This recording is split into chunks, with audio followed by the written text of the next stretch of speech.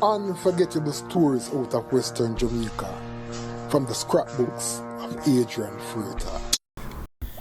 When the Montego Bay Stadium opened its door to the sporting public on June 5, 2010, many saw it as the answer of a long-standing prayer for a synthetic track in Western Jamaica.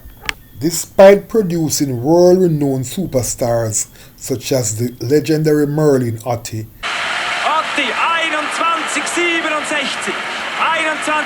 the great Usain Bolt, the greatest track and field athlete of all times, and Veronica Campbell-Brown, one of the most decorated female sprinters in the history of track and field. The athletes in Western Jamaica were always at a disadvantage to their counterparts in Eastern Jamaica, who had the advantage of facilities like the National Stadium and G.C. Foster to showcase and develop their talents. The athletes in the West had no other choice but to use the dirt and grass tracks in the region to the best of their abilities. So, it was a big deal when the region got the Montego Bay Stadium, as in addition to providing our athletes with world-class facilities, we were now able to attract world-class athletes like Asafa Powell and Shelley and Fraser Price to the Milo Western Relays. Now fast forward 15 years later, and the region's athletes are now back on grass and dirt because the Montego Bay Stadium, through overwork and lack of maintenance, has fallen into a state of disrepair and the track cannot be safely used. Personally, I am more than disappointed because knowing that Montego Bay has generated so much funds to the nation's coffers through the funds generated from tourism, it must be a damn disgrace that the government has not seen it fit to repair the stadium so that our athletes can develop their athletic talents under ideal conditions. When one considered that all the government had to do was to properly maintain the facility since it was a gift from the Venezuelan government via the San Jose Accord, the truth is all they have done is shortchanged us. As our premier track event, the Milo Western Relay is now being staged in St. Catherine, and the Western Primary School Athletics Championship has fallen off the radar. In this edition of Lest You Forget, I will be looking back at a story I wrote for the Gleaner when the stadium was officially opened on June 5, 2010.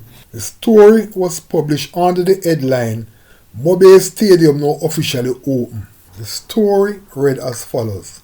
The new $1.4 billion Montego Bay Stadium, with a seating capacity of 7,500 and located in the Catching Hall area, is expected to play a pivotal role in the region's bid to build on its enviable tradition of producing world-class track athletes and footballers.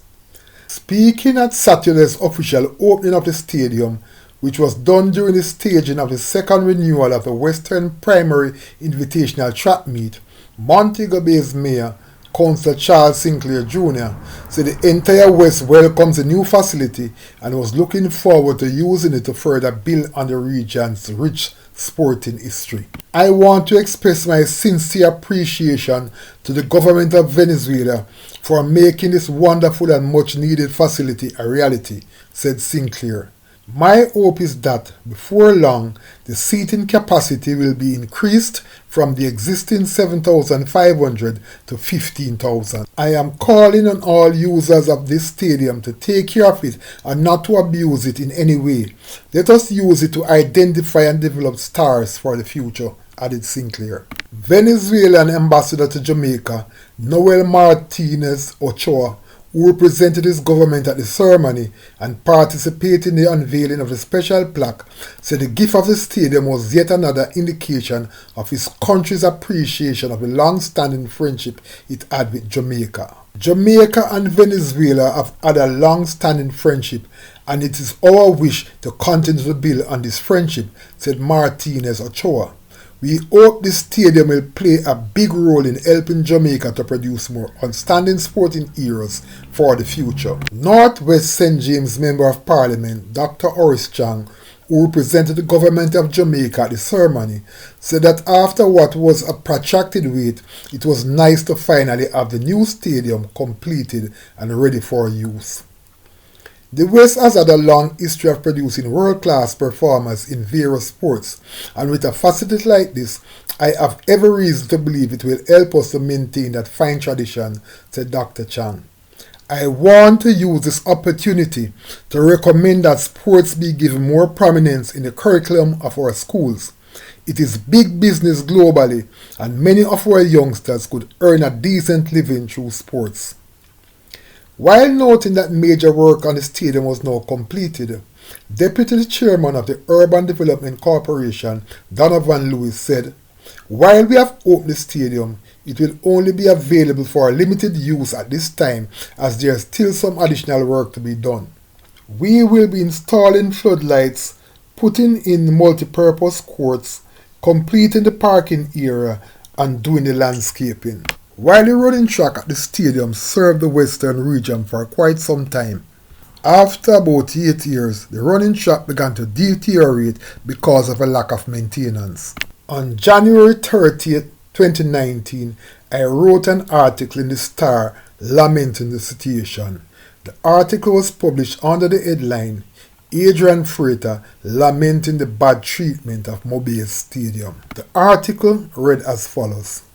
The all-weather track at the Montego Bay Sports Complex in St. James did not fall into a state of disrepair overnight, and I must say that to the credit of sports journalists in Western Jamaica, the steady deterioration of the track has been the subject of many articles seeking to draw the attention of the authorities. Unfortunately, the messages in the various articles were either unfortunately missed or deliberately ignored, because today, the much-needed track has deteriorated so badly that it had to be taken out of service because of the fear that its continued use could result in athletes sustaining career-threatening injuries.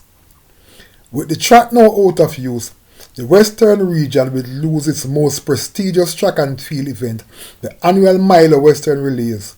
The event has been shifted to the G.C. Foster School of Physical Education in St. Catherine because while the Western region is an established nursery for top-flight athletes, the Montego Bay track is the only synthetic track in the entire Western region.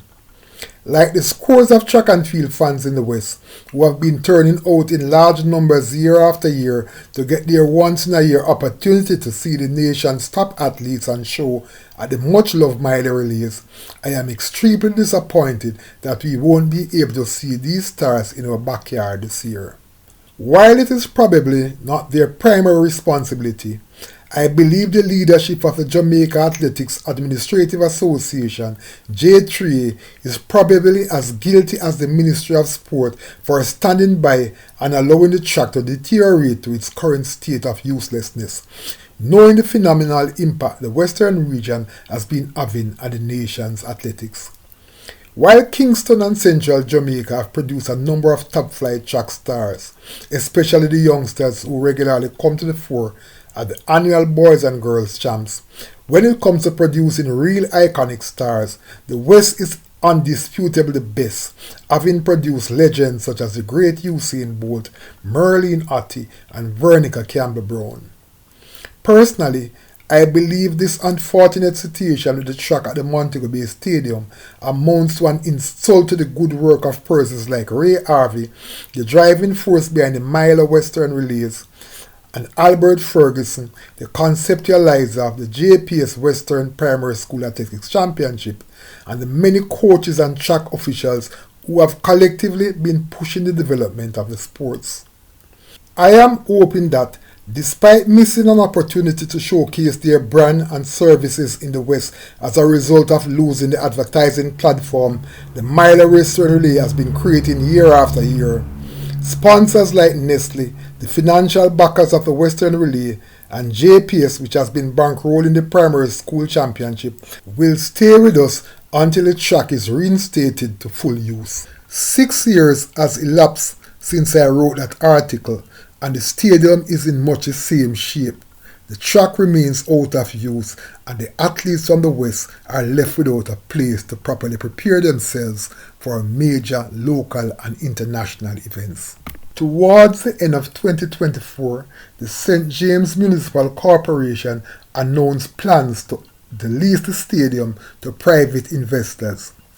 I do hope that if and when that happens, the investors will treat the running track as a priority. But until something substantial happens, all I can say, what has happened at the Montego Bay Stadium is a damn disgrace. Unforgettable stories out of Western Jamaica from the scrapbooks of Adrian Freighter. Before you go, please remember to subscribe.